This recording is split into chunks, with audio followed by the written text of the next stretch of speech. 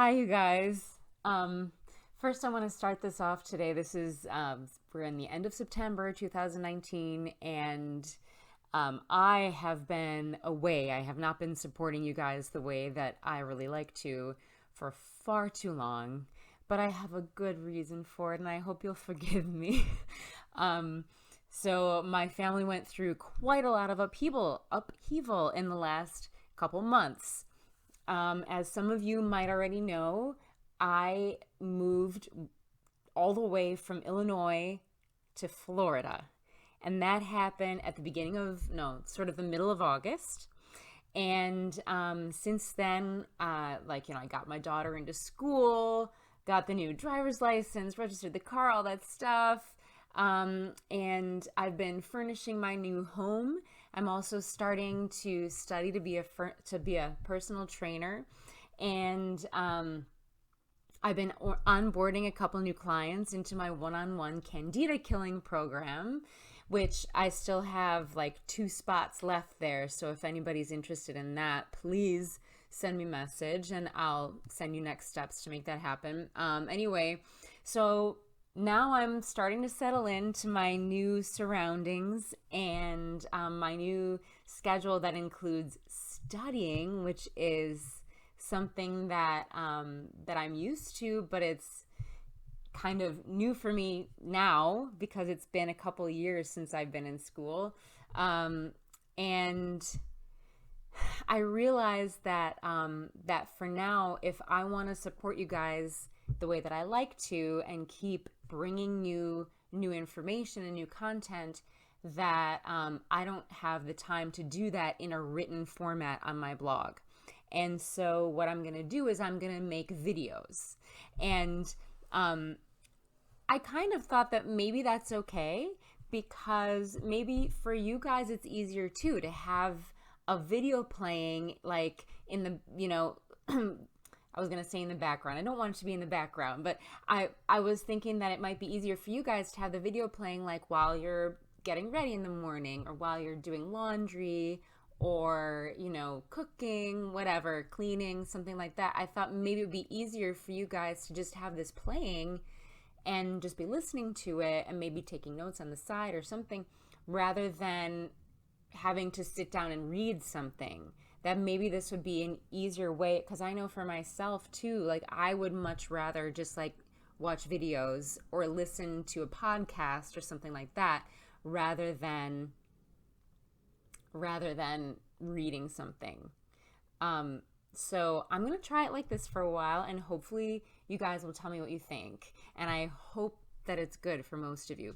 Also, I got this, you're probably seeing it in the frame a little bit. I can't figure out how to not have it show up at all, because if I put it off to the side, then it doesn't have as good of sound. But I got this really great new microphone. I'm going to change my thing so I can see. So you see it here. That's the thing that's sitting here. It's this awesome microphone that I got because I've been doing some podcast interviews too, which are there's a page on my website that has those listed. And so if you want to go over to my website, laurieseeley.com, there's 4 podcast interviews that are there already. And there's like 3 more that have been recorded so far, but they haven't come out yet. And I'm working on doing some more. So I'm enjoying that a lot.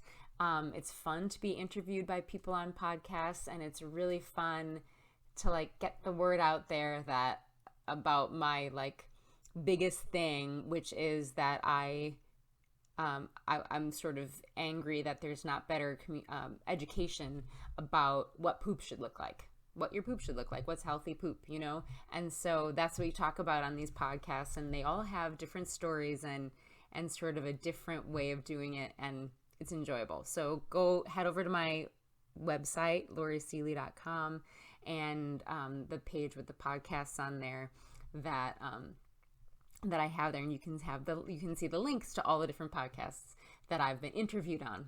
So that's kind of fun. So the topic for today is the Candida spit test. So this is something that you can do at home, and excuse me, and that you can use to see how much or if like or how much Candida is really in your body at the time. So it sounds hokey. It sounds like there's no way this could ever mean anything, but it's not. It's not baloney. I was gonna say something else. It's not baloney. It's like it really correlates. So whenever I or my clients do a stool test or a food sensitivity test, they do always include on the stool tests and food sensitivity tests that we do, they include something about Candida. Like they check the Candida levels. So, and then they always have on there, like, is it a normal level? Is it heavy? Whatever. So you can see the level on those tests. And they're tests that are done in a lab, functional medicine tests. They're the real thing, right? And I always ask them to do this spit test at the same time. And because I'm always checking to see, like, it can't be real. I kind of disbelieve it myself sometimes. Like, it can't correlate, but it does every time. The spit test and the lab tests are always like right on par with each other. So I'm going to go forward and tell you what this test involves. Okay, so it sounds like gross. It's about spit, but hey, we talk about poop here all the time, so spit is less gross than poop, right? Anyway, so what you do is at night before you go to bed, you fill a glass halfway with water and you just sit it next to your bed overnight, because it's good for the water to be room temperature. Then in the morning, it's there, right there at arm's length. The very first thing you do, you don't kiss your partner, you don't eat, you don't drink any water, you don't brush your teeth, just like the spit that you woke up with that morning, you just work up a dime-sized little piece of spit, a little wad of spit, whatever, and you spit it into the glass. And then you watch it. You don't have to sit there staring at it, but just watch it every 15 minutes. Come back and look and see what happened to that spit. So you want to do it 6 days in a row to see what your average is, to see what the norm is for you. Okay? So there are a couple different things that can happen with the spit in the glass of water. It can sink to the bottom. It can sort of grow legs. And then, so then you just see like these tendrils hanging down from the top of the water. It might just make the water very cloudy, or it might, it might look like there's little dots all over inside the water. Okay, so, so if that happens, if it sinks and one of those things happens, then that means that you probably have a Candida problem that you need to deal with. If only some of it sinks, makes the tendrils, falls to the bottom, whatever, but some of it stays floating, then your Candida problem probably isn't very bad. And if it all floats at the top, then you probably don't have a Candida problem at all. So I think that's pretty cool that it does, like, these tests really do correlate with the lab tests. So this is something that you can do for free at home, right?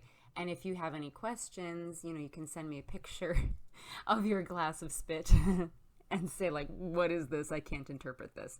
So that's the point at which mistakes can be made. If it's like your first time doing it, you've never seen it before, it takes a while to interpret the results, okay? And then you want to just have a piece of paper where you track your results. And on there, like, put the date that you start, so that you can remember when you did it, and then put day 1, day 2, day 3, all the way through day 6. And you might want to, so you describe what happens. How long did it take for the spit to sink? How much of it is still floating versus how much is sinking? And maybe you want to draw pictures. That's what I did at first. When I sort of didn't have words to describe it, I would describe it a little bit with words, like as in like after 15 minutes, the whole thing was at the bottom of the glass, which is what happened, unfortunately. With that added to the words, you might just draw a picture of the glass or like of the whatever's happening inside there.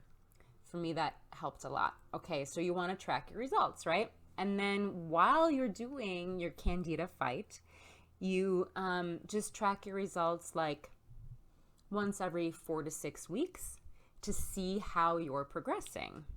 And that way you have a concrete example and a record of how you're doing. And then you can think back, okay, what did I do that was right? What did I do that was maybe counterproductive? And then you can see, like, am I doing this right? Am I just throwing spaghetti at the wall like so many people do to see what sticks, and it's all getting muddled up and nothing is sticking? A lot of us, me included, I was doing gut repair and Candida killing simultaneously, like very aggressively, and that wasn't the right way to do it. I was getting very uncomfortable too, because a lot of times those mucilaginous herbs that we use for gut repair can kind of make you very uncomfortable if you haven't killed enough Candida yet to do that. Then you're just feeding the Candida, and you possibly are feeding bacteria that are maybe in the wrong place, because a lot of times SIBO goes hand in hand with Candida. It can happen at the same time, because while you have overgrowth of Candida, you have low stomach acid, and that just, all these things kind of snowball to bring, SIBO is SIBO, small intestinal bacteria overgrowth. So that's not bad bacteria. It's just bacteria in the wrong place, which is in your small intestine. So I have some blog posts about this too. So that, sorry, I'm getting a little distracted and off topic, but it does matter that if you're experiencing SIBO and you're doing mucilaginous herbs for gut repair, then you can be making yourself very uncomfortable.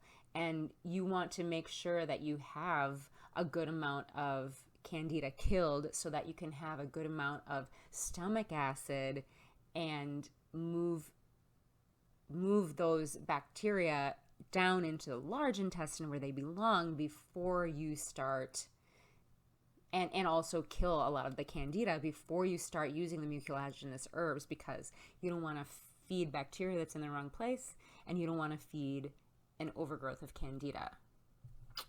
So anyway, that was happening with me. I was doing this gut repair while I had SIBO and way too much Candida still, and it was making me very uncomfortable, and I was really just flushing money down the toilet, because I was using these great herbs for gut repair that are like very useful, but I was using them at a time when my body wasn't ready for it. And when you do that, you're just wasting it. You're just feeding bacteria, or you're feeding Candida, and that's not what we want to do, right? We want to be putting those herbs on the gut lining, not feeding the Candida that are way up in the small intestine. The bacteria that are way up in the small intestine. So this has to be timed well. All the things with killing Candida need to be timed well, and using this spit test to see where you're at in your progress is so useful. So I hope this was helpful for you guys. If you have any questions, please feel free to leave me a message in the Facebook group, right? And so this is going to be posted in a couple different places. For those of you who are not watching this in the Facebook group and don't know where that is, it's called the Candida, IBS, and Heavy Metals Education Group in Facebook. Okay, so that's a really good place to ask to join, and then ask me questions in there. Okay, or you can just friend me on Facebook and private message me if you want to. That's okay too. All right, so I'm going to sign off now, And I will talk to you next time. Bye, guys.